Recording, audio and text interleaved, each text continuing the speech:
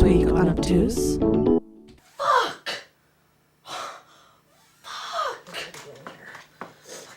Fucking glue in here. Fuck.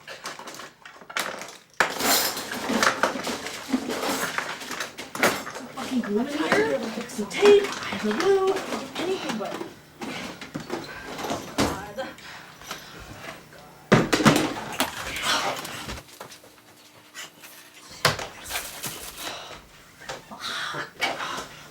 Man, she's gonna be like, what the fuck? She's gonna be like, oh, what'd you do? You know, did you leave them on the ground again? Did you fucking step on them? No!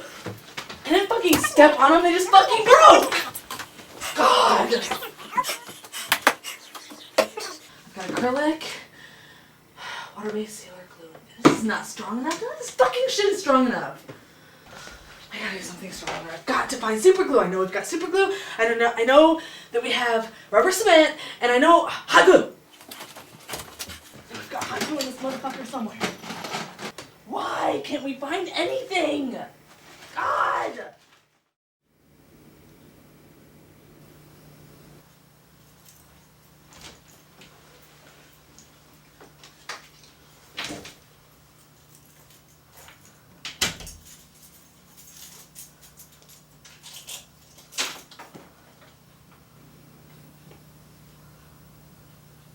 What's going on?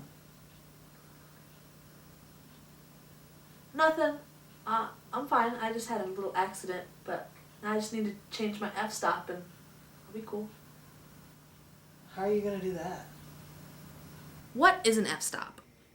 According to Scott Billups' Digital Movie Making 2nd Edition, it is the amount of the opening of the iris expressed in mathematical terms. This is important because the field of focus or depth of field changes with the f-stop. A smaller f-stop number opens up the aperture, allowing in more light and shortening the depth of field. We don't want that. That's what we have now, a field of focus that extends only a few feet away from the lens. What we want is to close the iris tighter. This limits the amount of light let in and my field of focus is extended. According to Billups, that same object that is in focus at 5 feet may now have a field of focus that extends from just a few inches in front of the lens on out to infinity. Wide open iris, short depth of field. Tiny iris, depth of field out to infinity. So, for making our f-stop, we're going to be making a pair of glasses. And so to do that, get your favorite cardstock. And I've got a multi-pack. And I'm guessing that a dark color is what you're going to need because you don't want any light coming through, as we learned about f-stops. I think black would be most appropriate, but I don't want to be quite that boring. So I'm going to pick a burgundy, I think. That helps. Oh my god, my nose. Okay. That's gross. Be alright.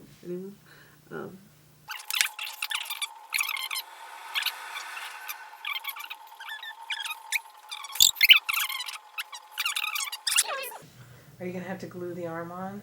No! I was supposed to go down the diagonal. Would you like another piece of paper? What a waster! No way, man. I'm not a waster. Would you like an eraser? Mm-hmm.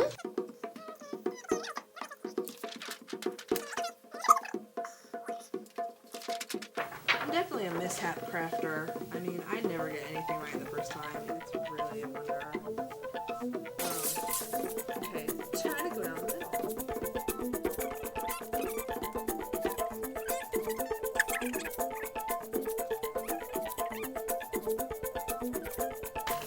Your scissors are your X-Acto. I'm definitely better with scissors. They're modern.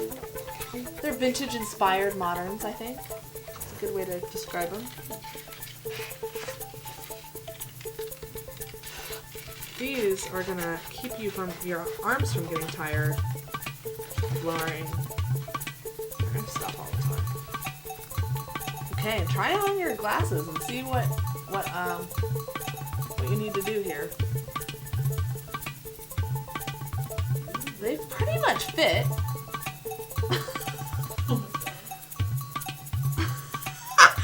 That's not smart. I have a friend make a small dot Okay. Then take them off. Get your X-Acto. And then just kind of cut the best you can. Even if you didn't break your glasses, this might be a good thing to do to kind of wrap your head around the whole f-stop depth of focus idea if you are into films. So you've got your little holes and you're ready to extend your depth of field. Wow. So Kind of feel like I'm not looking through this one. Oh no, I am. I just have astigmatism. I mean, I can see. Like, I wish we did have something like to prove.